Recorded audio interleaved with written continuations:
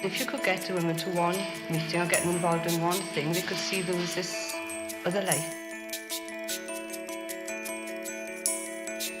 And then they started questioning other aspects of their life, not just relating to themselves. Or, like myself, politics was just something that didn't affect me, but politics is life. And everything to do with it affects you, directly or indirectly.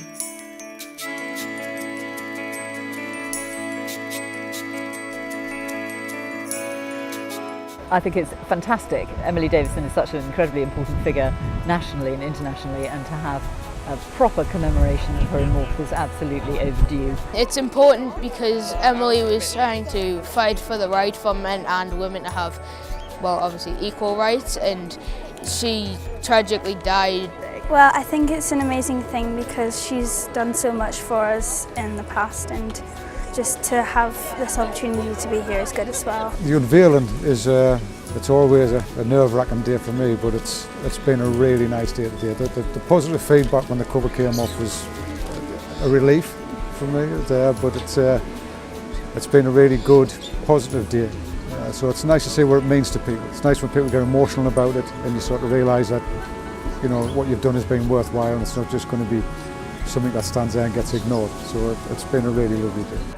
Relevance today is so absolutely central to making sure that women appreciate the history of the really vicious fight to get the vote, how hard these women, the deprivations that they suffered in order to achieve this. It's very important to try and make sure that people recognise that and use the votes that they have. So we have a lot of campaigns in schools here to try and make sure that kids understand their history, and I think having the statue here will also help sort of daily reinforce that. It's something that school kids will come to in the park, and it'll be a constant reminder of that history, which is so much part of our local history. A lot of women weren't as fortunate as me. They weren't taught to wire a plug, they were taught to make a sponge. They weren't taught how to change a wheel in the car. They were taught the proper way to iron a white shirt. You can't climb up the street with a girl. You can't come with us because you're a girl, and me damn determined to do it, and I suppose this sort of stuck with me. So I didn't see any reason why I shouldn't be out there doing what I was doing, why I shouldn't go picketing, why I shouldn't be in the support group. I think a lot of women found their feet. Young children and young adults realise the importance of the suffragette movement, the suffragists, and how 50% of the population, 100 short years ago, over 100 short years ago, were not represented and didn't have those rights that we basically take for granted now, and they must use their vote. They must register to vote, because by not voting, you're not going to change anything, are you?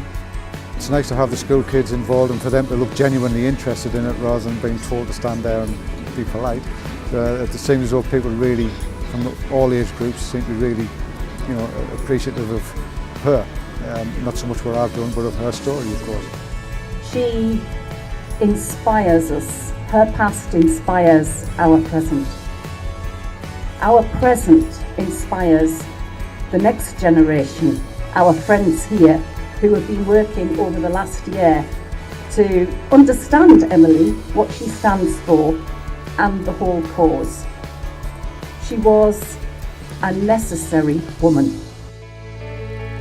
I've been in front, I have never given, I have never sat back, and I have never refused anybody.